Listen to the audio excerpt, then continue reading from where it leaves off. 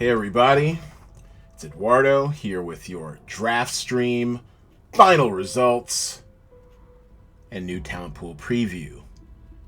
Welcome to a record-setting week. That's right. 96.50. Damn near 10 points, crushing the average score over the course of this game. Man, we saw some severe parity at the top. Starting with our two contestants, Gamble 24x7 and Jaybird in a dead heat. We have to take the tiebreakers, and the first tiebreaker, Metacritic score. The top Metacritic score looks like it was, hold on a second. Oh, there it is, 87. And I do believe it is G24, the homie, who has that dead center. 87% versus Jaybird's, I believe he came in at 90? 90. So $50 goes to G24, the homie, while Jaybird takes in 25. And Gamble 24x7, not done yet, takes an additional $10. And he still isn't done as he wins the low ball $15 bonus. So that's a nice, tidy little, do the math real quick, $75 weekend. Not bad for a free game. Now, also is setting scores, and look at this 1500 score. I think this is the highest score we've had on a winning call sheet. And simultaneously, also, the perfect call sheet has set a record at 1,543 points. Now, I believe I did the math one of these days, and I believe a perfect score for a single title is 130 points, right? So for an entire call sheet, I believe that would have to be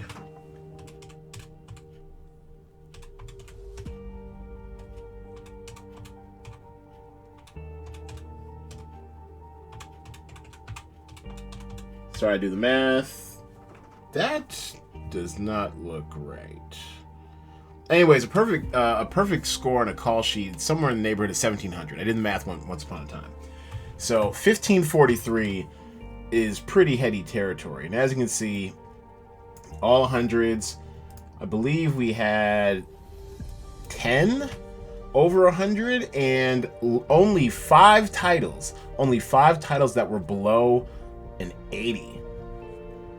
So very high scoring weekend. I honestly did not see this coming. I actually thought it'd be a down weekend because of so many shows reopening. And I just thought the scores would be low. But guess what? People who say that TV is dead or TV is bad or whatever, they obviously do not play this DraftStream game. They do not see the numbers that we see. People are enjoying TV more than ever, it looks like. Looks like the returning seasons of the One Chicago series are all over 90. Grey's Anatomy did its thing. Even a new entry in the Real Housewives franchise brought us over 80 points. So TV is not dead, everyone. TV's not dead. And this was anchored by the late push. We got a 92 score out of Google user, which I did not know or expect was coming, for Auntie Donna's Big Ol' House of Fun. So an optimal stack of Auntie Donna's right here anchored the perfect call sheet.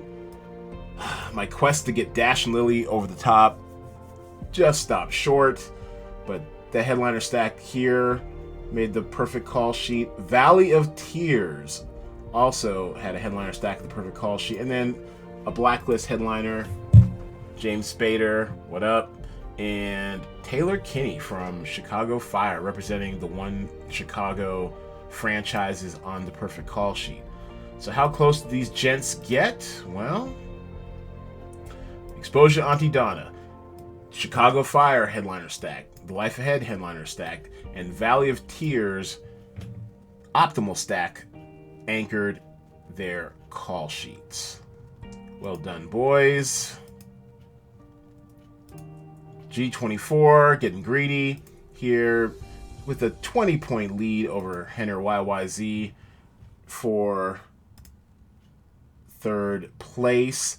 And in this one, he had the right idea. It was that anchor of Auntie Donna's which helped leapfrog him from, I think, 5th or 6th place into 3rd. Chicago Fire, Blacklist, Life Ahead, and Valley of Tears. Hold on a second. And then some other ones of interest. Ring Balls, our guest this past week on the Cinema Draft podcast. He had the right idea with Auntie Donna's. He also optimal stacked Valley of Tears, Jungle Land. Save a uninspired Metacritic 55 score. Did pretty well. And then The Life Ahead as well. Sophia Loren. People digging her new movie on Netflix. Oh boy. Yours truly. 9th place. Yeah, my play for Dash and Lily just did not quite turn out. I did alright with the rest, but not quite there. And The Crown, as you can see, I mean, almost broke the 120-point barrier. 119.25, nothing to sneeze at. And I have to tell you, I binge watched the entire 4th season this past weekend. It was excellent. It's everything that you want. Anne and her nasal voice is back.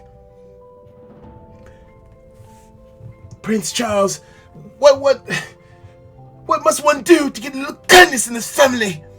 It's taking everything in me not to do this entire podcast in a Charles voice, because it sounds like it's constipated all the time. And they really did a good job of just showing, I mean, to an extent, he was kind of in a no-win situation. I grew up in the 80s, more or less, born in 75, and I knew a little bit about the Royals. I'm not a Royalist. I didn't follow their stuff too closely, but pretty much all the press in America painted him out to be a dick. Kind of closed off and stuffy, and he had, you know, this great, beautiful young wife, but where she seemed very accessible to the world, but he seemed like a bit of a dick. And then all the rumors would flow out about how he was in love with, you know, Camilla Parker Bowles and all sort of stuff, and then the eventual divorce and everything, and he just never really came off looking good. And so I think it is a triumph of movie making, of filmmaking, and acting, of how they portrayed him in season 3 as just this sad figure who, you know, wants to be open with the world, but his family won't let him, and then can't have the woman he loves, and so he's kind of prodded into this. It wasn't quite an arranged marriage, but it was pretty damn close with, you know, young Diana Spencer. You know, and everyone else knows the legend of Di. It's just really fascinating to see this interpretation of it all. I loved it. Yes, Prince Philip, with all his snobbery. Tobias Menzies of Outlander fame does really well. Gillian Anderson. I mean, just tick off an entire nomination for Emmys next year right now. She's got it locked up. I mean, her Margaret Thatcher was incredible, mesmerized. I mean, she definitely nails the voice, and just the hearty striver sense of a young greenskeeper's daughter. I think it was greenskeeper or a shopman, whatever. Anyway, she's very much a working class hero to an extent, but the whole self-reliance 80s nonsense and bullshit, she really does embody it. And I was too young and didn't really pay attention to UK politics in the 80s. All I knew was that Ronald Reagan loved her, which meant by default I hated her. I mean, I didn't necessarily know her, but she definitely was like this lightning rod of conservatism in the UK that I didn't quite understand. And, you know, thank you for the glorified Wikipedia history lesson, Netflix, because they really did show like what she was about, for good and bad. Like, you know, she complicated woman, you know, definitely drove her country into the ground a little bit with her austerity plans, but man, this portrayal was just excellent. Gave me chills. How she was nailing the voice, the mannerisms, just the whole. It's not even like joie de vivre, because there's nothing lively about the Iron Lady, as they called her, Margaret Thatcher. She was, I mean, her idea of fun was work. So I really loved her portrayal of it, of Margaret Thatcher. She's definitely, if not winning an Emmy, she's already got the nomination. She was just fantastic. And then Helena Bonham Carter back as, Princess Margaret. Emma Corrin, yeah, just dead ringer for Princess Diana.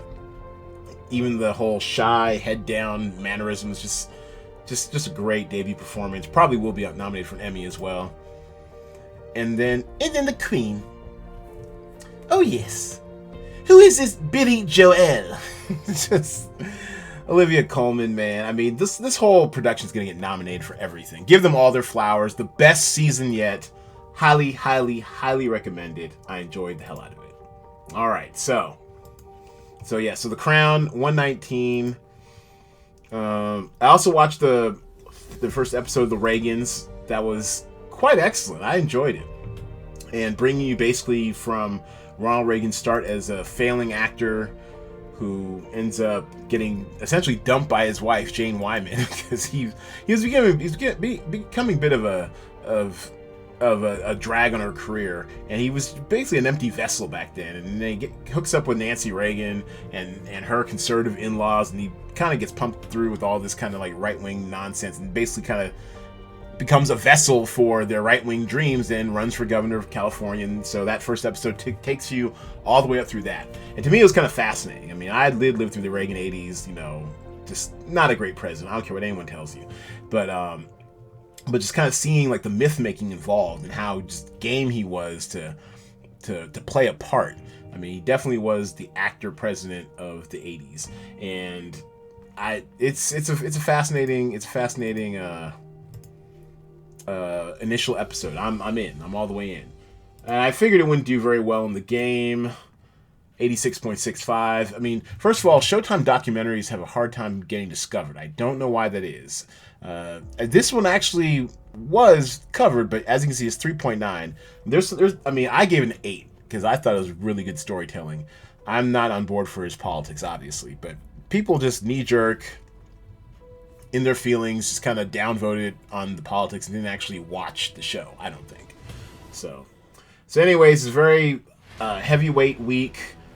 And even though this season average was 86 when we got started, 96.50, that is just bananas, just absolutely crushing the season average. Even the low ball, I mean 738, it's fairly low. And to win the low ball perfect call sheet, you need to have a lot of chick fight and a lot of the Liberator to bring up your salary appropriately. And Transhood, now this breaks my heart on Transhood. Those of you who listen to the Saturday pod know just what a blubbering mess I was with Transhood. 10 out of 10, 5 out of 5. It kept bringing me the verge of tears. And there's an incredible third act, let's just call it a heel turn by one of the parents that I did not see coming. I mean, and this is hard work for some of these parents. I mean, and these are middle America parents living in Kansas City, Missouri, who really want to support their children, and you can see what a toll it takes from society. And honestly, a lot of these things that we consider to be progress in society, to me, is just basic humanity and human rights. So, no one gets a cookie for recognizing that trans people are people too. But just, man, your heart just goes out for these kids and these parents. I'm not gonna talk about it anymore. But man, I teared up 4 times in the first 20 minutes. It's such a great movie. So anyways, Transhood did its thing. Hopefully you guys will check out some of these titles here. We're all about title discovery here at Cinema Draft and the DraftStream game. So yes, on with it. Moving on. Keep calm and progress on. This is our new talent pool. 25 hot ones. Everything from One Night in San Diego to Veneno on HBO Max. So this is going to be an interesting week. First of all, I mean, we obliterated the season average. We bumped it up almost an entire point. So I think we might get some regression to the mean. I don't know. I mean, there's not a lot that jumps out to me in this talent pool this week. Personal history, David Copperfield has been on my radar for a minute, but it's a bit of a underperforming indie. I think their release is in theaters, and of course nobody came because it's a pandemic, for crying out loud. I am looking forward to I Hate Susie, Billy Piper and company. I'd just go way back with, I think it was Showtime, Confessions of a Call Girl, or modern day Call Girl, whatever. Kind of racy for a younger me back then, but you know, now sex work is universally accepted, so no biggie. But I love her work. Billy Piper, very interesting face, very talented and beautiful. Bull, return of the CBS Normcore entertainment. The dad core entertainment is back with Bull on CBS, as well as The Neighborhood, unfunny comedy. Don't expect much out of that. Some of these salaries, I mean, you're gonna find you're basically gonna be able to afford everything you want to this week. I mean, your highest salaried title is Run, which is, I guess, a horror thriller from Hulu. At 16,000 ish, I think. Actually, yeah, let's run that back. There we go. His Dark Materials second season returns. James McAvoy et al. Daphne Keane. Actually, is James McAvoy? I'm not sure if James McAvoy is in this season. I Hate Susie, 14,000-ish. And I believe I've seen some of the marketing for it already, so I think it will get covered appropriately. Second season of For Life. I had zero desire to watch this from the trailers and stuff. It felt like too many Black Misery credits I need to spend. You know, a brother's wrongly accused and imprisoned for a crime he didn't commit, and I guess he learns how to become a lawyer behind bars. Congrats for your second season. I just can't get behind it. Now this looks interesting. Big Sky, a new David E. Kelly kind of. Is dramedy? Oh, drama. Okay. Set in Wyoming or Montana, one of those places. Montana. There. Yeah. Big Sky Country, Montana. Set in Montana. Kylie Bunbury, always fun. Game for anything. She was on that short-lived TV show about the first woman Major League Baseball player called, was it Pitch? I think it was Pitch. She's back as a lead. Ryan Phillippe. All right, get a check. And then this might be priced a little high, but I know there's a lot of affection out there in the Netflix Christmas universe for the Princess Switch movies. So here's another one, or the Princess Switch, I guess, just one movie. So this is the sequel, the Princess Switch 2, switched again. Oh, how crazy! And then on the low ball end. Now I've got very little data to back this up, but no one asked for this. Trollstopia. Seriously? We just had a Trolls movie earlier in the year. I mean, why, Hulu? Why? So this one's going to be possibly either a value center by me pricing it wrong, or just out of my pure disgust, or I got it right, and this is the building blocks of your lowball call sheet. And also, sadly, I had Between the World and Me on the low end, only because it seems like whenever a black man speaks the truth and opens his mouth and speaks his mind, it's considered controversial. This is from Ta-Nehisi Coates' excellent book, from everything that's been told, where archival footage and animation. Basically, it's going to be powerful readings from it. So I think it's a collection of essays about the human condition, race relations, things of that nature. And, it's he got a powerhouse. I mean, actually, look at this. Between the World and Me? Yeah, Between the World and Me. I mean, Ta-Nehisi Coates, he was the... Oh, let's put that. He was the... Oh, actually, also appears on camera. Never mind. He's the writer of the book. Angela Bassett, Oprah, Mahershala Ali, Felicia Rashad, Wendell Pierce. I mean, and this is just... Oh, and former classmate, English degree, Morehouse, class of 97, Mark Bamuthi Joseph, acclaimed poet, had several classes with Mark Joseph. All these heavyweights, these intellectual heavyweights, are in this special, I think, this movie. So I just don't think it's going to be properly recognized like I think it will. I think we might get some hateration on IMDb dragging the score down. So that's why it's only 7,500, 7,300. So this actually, quite honestly, could be some hidden value if there's enough support from critics and maybe like a halfway decent Google user score. It might carry it to maybe 80, 90 plus. Belushi, there's definitely some interest in his life and tragic end. All Rise, more CBS dadcore type dramas. So yeah, so this is going to be the type of weekend where I don't think you'll have too many difficult decisions. Once again, get your call sheets in. Maximum 3 by 6 p.m. Pacific time. We're going to probably figure out or get a better handle on what everyone's strategy is going to be come Thursday morning and afternoon. I personally don't know where I'm going to be going. Run looks interesting, albeit the most expensive. There is some safety and security in previous seasons worth. Oh, and this is Bull season 5, I think. Well, I'll fix that. Anyways, there's some comfort in all these previous seasons of Bull. So you kind of know what you're getting. Yeah, season 5. So, anyways, make good choices, everyone. Find the value. Congrats to the winners. Your prizes will be in the PayPal pretty soon. Thanks, everybody, for playing. Thanks, everybody, for watching. Thank you for attending this honorable gathering of information. Please do watch The Crown and see if Charles can get that stick out of his arse. Alright, no more impersonations. Thanks for watching, everybody. I'll see y'all here Thursday, sometime at 6 p.m. Pacific time, with your new talent pools, call sheets, wrap up, and preview for the weekend. Toodaloo!